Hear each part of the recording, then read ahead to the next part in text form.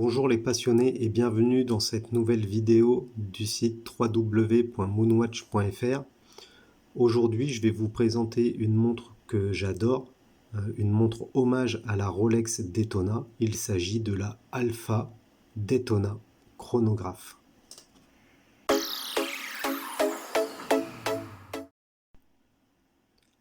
La montre Alpha Daytona chronographe est une montre hommage fabriquée par la compagnie chinoise Alpha Watch. Cette entreprise horlogère créée en 1993 et dont le nom fait penser à la célèbre manufacture suisse Omega, s'est très rapidement fait connaître des amateurs de montres en proposant uniquement des modèles inspirés de montres connues. On retrouve par exemple des modèles qui font penser à l'Explorer, à la GMT Master, à la Daytona et d'autres modèles. Très rapidement, le succès va être au rendez-vous car la société Alpha produit des montres esthétiquement séduisantes et très bien finies avec un rapport qualité-prix imbattable. Pour toutes ces raisons, certains détracteurs considèrent les montres Alpha comme des répliques car elles sont trop similaires selon eux aux montres de luxe.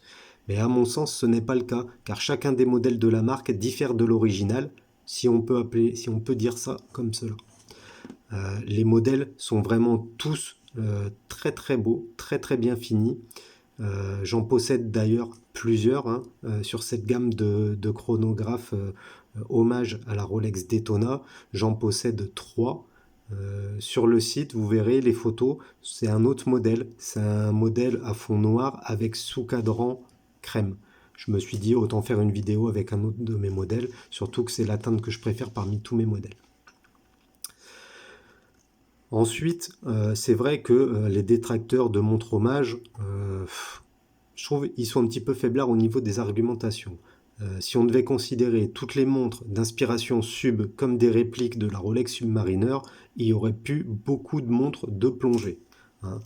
Donc bon, quoi qu'il en soit, depuis plus de 25 ans, la marque chinoise Alpha s'est imposée dans le secteur très concurrentiel des montres hommage de qualité, en proposant des montres soumises à des tests et des vérifications drastiques, ce qui n'est pas forcément le cas sur les autres marques chinoises. Là, on est vraiment sur des montres où tout est bien réalisé, bien conçu, même le packaging. On verra un petit peu plus tard dans la vidéo. La montre Alpha chronographe Daytona est un hommage très réussi de la Rolex Daytona. D'ailleurs, pour moi, c'est même l'hommage le plus réussi. On n'est pas sur une copie, on reprend évidemment les lignes, c'est un tricompax, mais on verra que les choix qui ont été faits par Alpha sont réfléchis et rendent cette montre tout simplement craquante.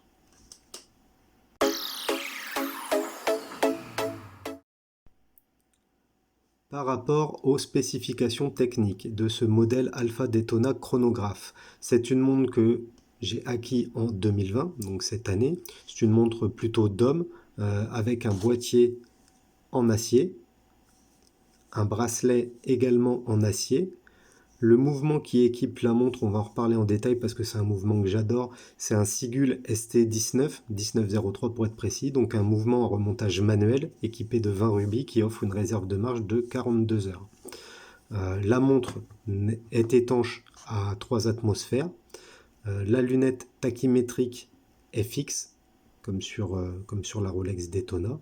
On retrouve une coulonne vissée et signée et 2 boutons poussoirs vissés. Le verre, il est en forme de dôme, vous voyez, on peut le voir, et il est en acrylique. Par rapport au diamètre, c'est une montre de 39 mm de diamètre pour 15 mm d'épaisseur, donc quelque chose de contenu. Le poids, la montre sur le bracelet acier fait 128 grammes, ce qui est tout à fait raisonnable. L'entrecorne est standard et fait 20 mm. Et enfin, les complications proposées, uniquement la chronographe et un affichage 24 heures.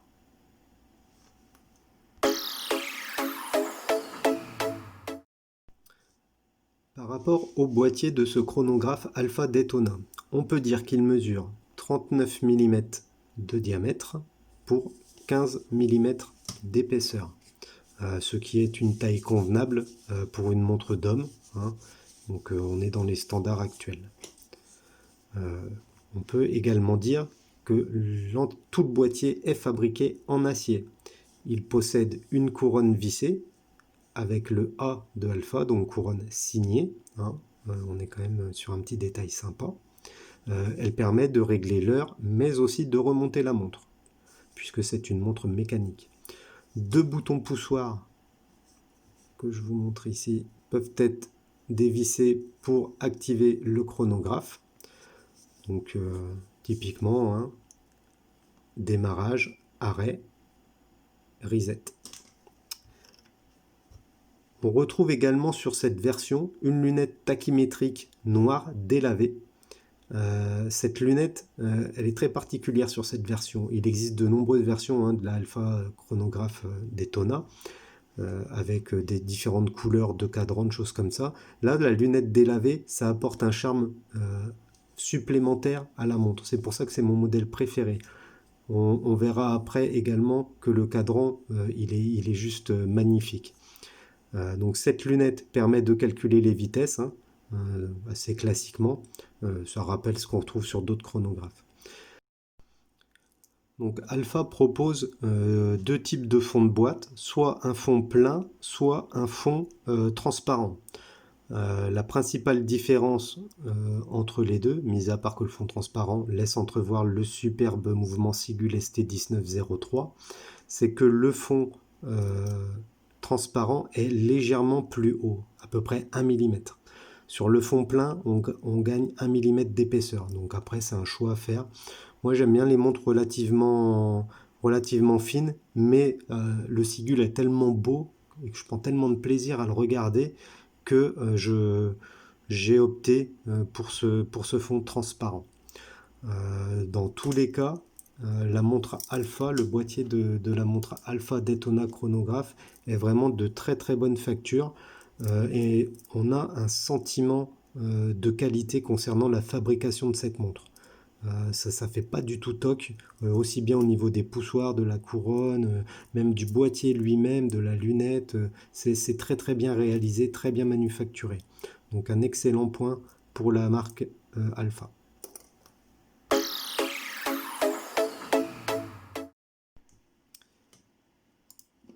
Comme je vous le disais au début de la vidéo, il est important de préciser que la montre Alpha Daytona est disponible dans plusieurs déclinaisons de coloris de cadran. Le modèle présenté ici, c'est un gris Sunburst avec sous-cadran noir. Dans l'article que vous retrouverez sur le site moonwatch.fr, je vous présente une montre avec un fond noir et des sous-cadrans crème. Et j'ai également une autre version avec un fond rouge et des sous-cadrans noirs.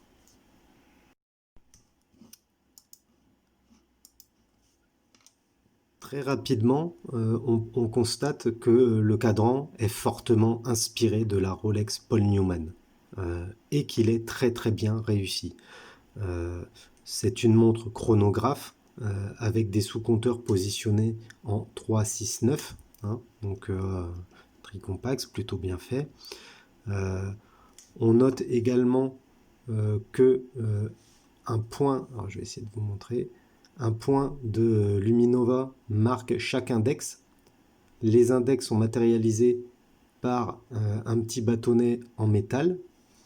On retrouve ensuite le logo Alpha à 12 heures avec les inscriptions 1993, mécanical et chronomètre.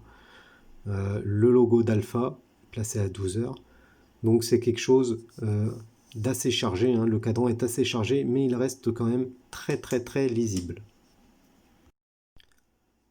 Bon, Alpha aurait clairement pu faire le choix d'alléger un petit peu le cadran. Mais bon, c'est pas très grave.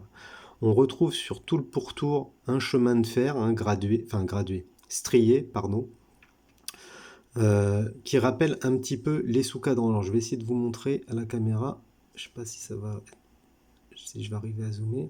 Les sous-cadrans noirs sont également striés. Donc on est sur une très belle conception. Hein. C'est un petit détail, mais qui apporte un petit charme au cadran. On retrouve également l'inscription chronographe au-dessus du sous-cadran à 6 heures. À savoir sur la Rolex Daytona, on retrouve Daytona. hein, donc c'est un petit clin d'œil également que j'apprécie beaucoup. Qu'est-ce qu'on peut dire d'autre? Par rapport aux sous-cadrans, ils sont au nombre de 3. Celui que l'on a à 6 heures permet tout simplement d'avoir un affichage 24 heures. Celui que l'on trouve à 3 heures, c'est le chronomètre 30 minutes. Et ici, on a la trotteuse des secondes à 9 heures. Donc bon, un affichage assez traditionnel, hein, notamment sur les sigules, c'est toujours dans cet ordre-là. Par rapport aux aiguilles des heures et des minutes, elles sont relativement simples, hein, de forme rectangulaire, recouvertes de produits luminescents. Produit luminescent qui est correct, mais pas exceptionnel. On va pas se mentir, c'est pas une montre que vous porterez toute la nuit, puisque le produit luminescent s'estompe relativement vite. Encore une fois, on est sur une montre budget, hein. La montre ne coûte vraiment pas cher par rapport à la qualité, à la finition, donc on ne peut pas tout avoir. Ils ont au moins le mérite d'être recouvertes de Luminova. Voilà, c'est déjà ça. Le cadran en lui-même, sur le modèle que je vous présente aujourd'hui, c'est la version que je trouve la plus jolie. Bon, j'en ai 3, hein. J'ai la rouge, la rouge avec les sous-cadrans noirs, la noire avec les sous-cadrans crème et la silver avec les sous-cadrans noirs. Regardez un petit peu les effets de lumière sur ce cadran gris. C'est un gris sunburst strié, enfin, c'est vraiment très très joli. Regardez les effets. Ça prend vraiment des teintes. La gamme de teintes prise par le cadran est juste incroyable. Je vais éteindre la lumière pour vous montrer un petit peu les nuances dans un milieu un petit peu moins lumineux. Vous voyez, on arrive carrément à une teinte gris-beige. Franchement, c'est vraiment très très très sympathique. Pour protéger le cadran, Alpha a fait le choix d'utiliser un dôme en acrylique, hein, donc forme dôme, très sympa, hein, c'est un petit côté vintage que j'aime beaucoup. Bon, bah ça fait le job. Pas d'anti-reflet hein, dessus, mais la lecture de l'heure est très correcte. Le vrai bémol, le seul bémol même de ce cadran, c'est la lecture dans l'obscurité hein, qui s'estompe très très vite. Pour info, j'ai également une Daytona fond blanc, lunettes noires céramique. Je trouve la Alpha plus lisible. Les aiguilles sont plus visibles que sur ma Daytona. Je vous ferai la revue de la Daytona une prochaine fois. Mais pour le coup, je trouve que la lecture de l'heure est excellente. J'ai pas parlé non plus de l'aiguille de la trotteuse de chronographe, hein, qui fait le job. Moi, j'aurais apprécié une petite pointe rouge, en rappel avec le chronographe rouge. Bon, voilà, c'est un petit détail. Une petite chose aussi que j'ai oublié de préciser sur le boîtier, c'est que les cornes sont percées. Ça fait très vintage, j'adore. Donc voilà.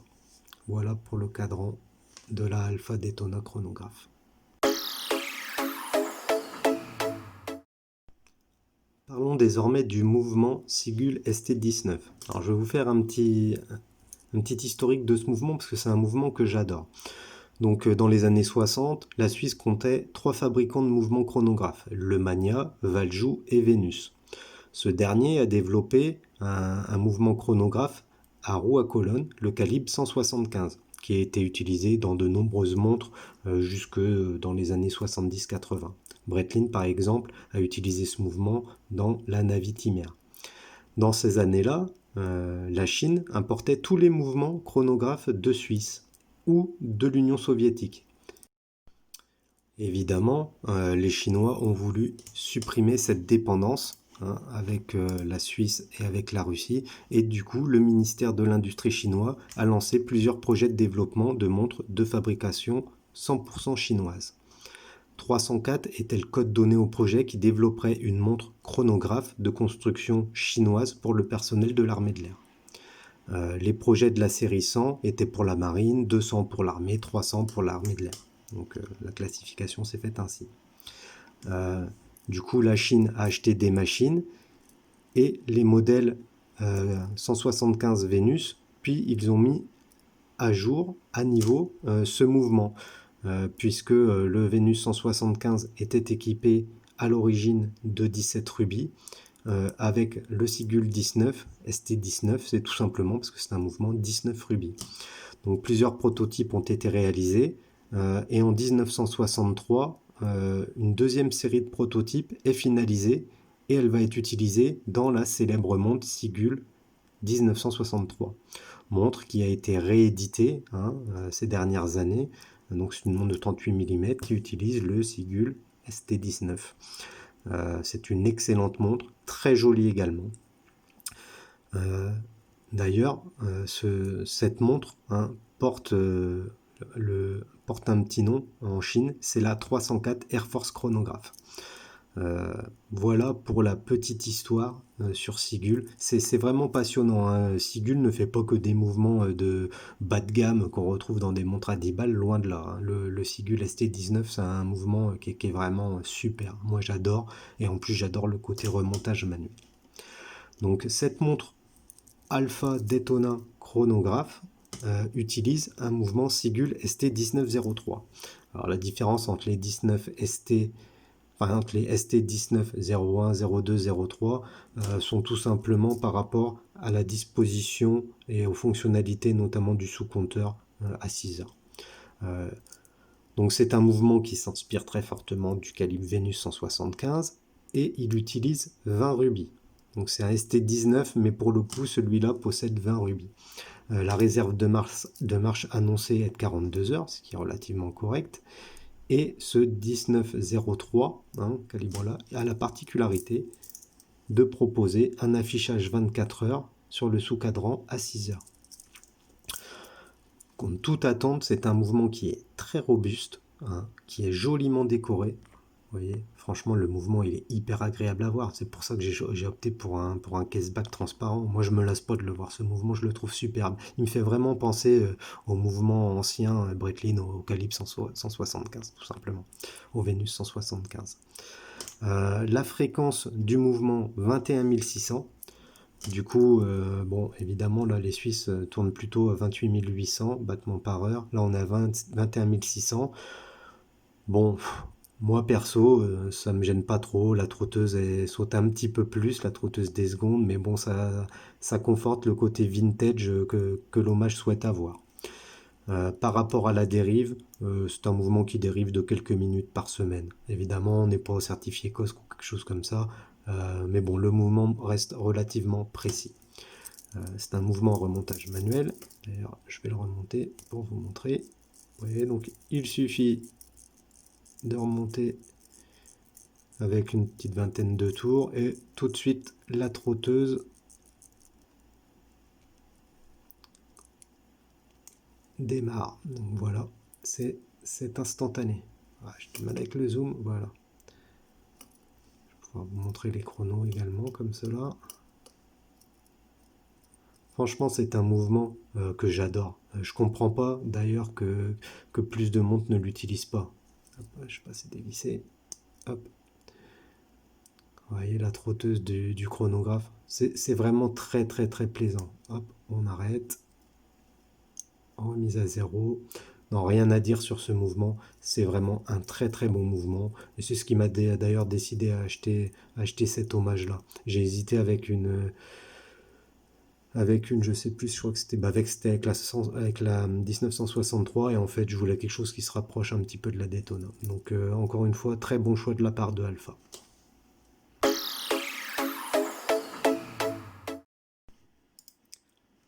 Concernant le bracelet, Alpha a opté pour un bracelet type Oyster.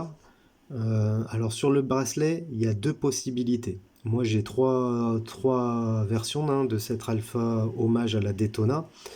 J'ai eu sur mes deux premiers modèles que j'ai acheté il y a 3 ans et 2 ans, un bracelet en acier, une daube. On va pas se mentir, un bracelet vraiment nul de chez nul.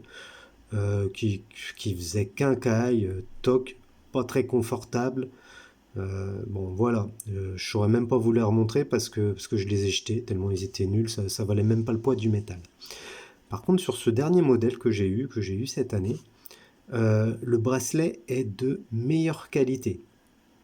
L'acier paraît assez solide, hein.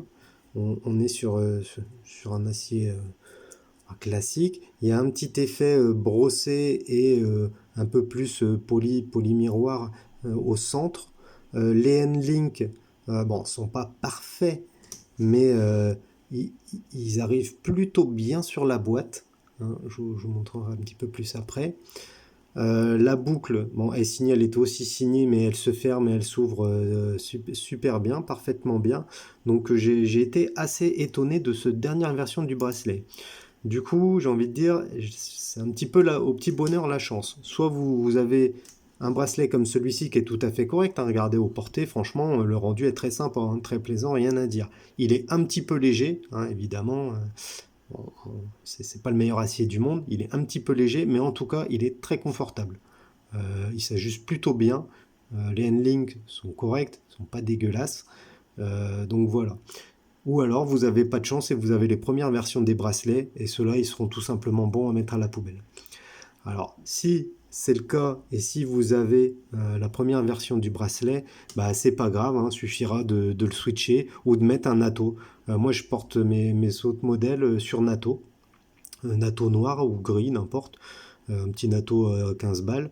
Et franchement, le rendu est très sympa. C'est à la fois chic et sport. Donc voilà, ça peut être une alternative si vous avez la version du bracelet qui est nulle. Euh, Qu'est-ce qu'on peut dire d'autre? Bah, vous voyez le diamètre, hein, 39 mm sur mon poignet, qui habituellement porte du 42, 44. Ça passe très très bien. C'est vraiment joli. On n'a pas l'épaisseur, hein, les 15 mm ressortent pas trop. Le verre en dôme comme ça est très sympa. Donc non, franchement, c'est très très très bonne surprise. Par rapport à la boucle, hop, alors je vais vous montrer.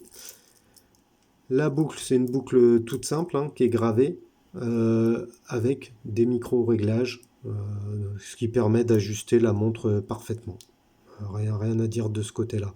Le seul petit reproche, hein, que je pourrais avoir, c'est qu'il n'y a pas, comment dire, il n'y a pas de clapet peut-être en plus, mais bon, le bracelet se suffit, vous me direz, pour le prix. Donc, bon, voilà, pour le bracelet et le confort de portée.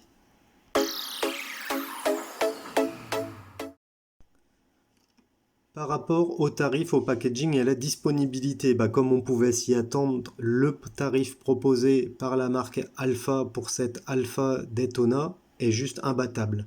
La montre s'achète moins de 180 € neuve.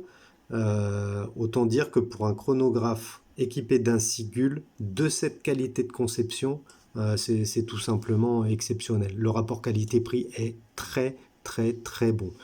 Donc vous pouvez trouver les différents modèles Alpha soit sur le site Alpha directement, hein, ils ont une branche en Europe, Alpha Watch U, je crois, quelque chose comme ça, ou bien sur eBay, ou bien sur d'autres sites de revente traditionnels. Euh, il est également possible de trouver des fois des montres Alpha Daytona d'occasion. Elles se négocient généralement à 130 €, ce qui reste un excellent tarif, hein, parce que franchement, 130 €, même 180 € neuf, c'est un excellent tarif par rapport à la qualité de conception, au choix des composants, du matériel. Non, franchement, la montre est très très belle. D'autant plus que si vous avez la chance d'avoir le bon bracelet, le bracelet de bonne qualité, bah, franchement, la montre est terrible. Elle est très très sympa. Rien à dire là-dessus. Concernant le packaging, alors je vais vous montrer ce que Alpha livre. Donc la montre vient dans une petite housse en suédine floquée, hein, Alpha 1993, qui respire la qualité, hein. La housse est très correcte. Dessus, à l'intérieur du coup, vous avez la montre avec les maillons supplémentaires s'ils ont été démontés. Derrière, vous retrouvez une petite poche dans laquelle se trouve le livret d'utilisation et une carte de garantie. Donc le livret d'utilisation, un très sommaire, un livret même, c'est la carte d'utilisation, je vais plutôt dire. Donc très sommaire, et une carte de garantie. Bon, voilà. Honnêtement, je ne sais pas si la carte de garantie, elle servirait à quelque chose. J'ai jamais eu de soucis sur les mouvements.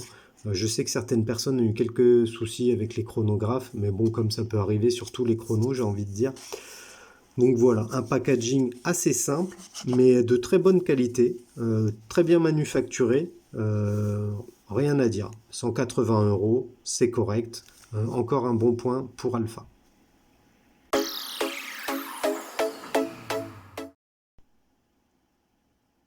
Alors quand bien même cette montre Alpha Daytona est un hommage de la célèbre Rolex Cosmograph Daytona, je la trouve tout simplement parfaite.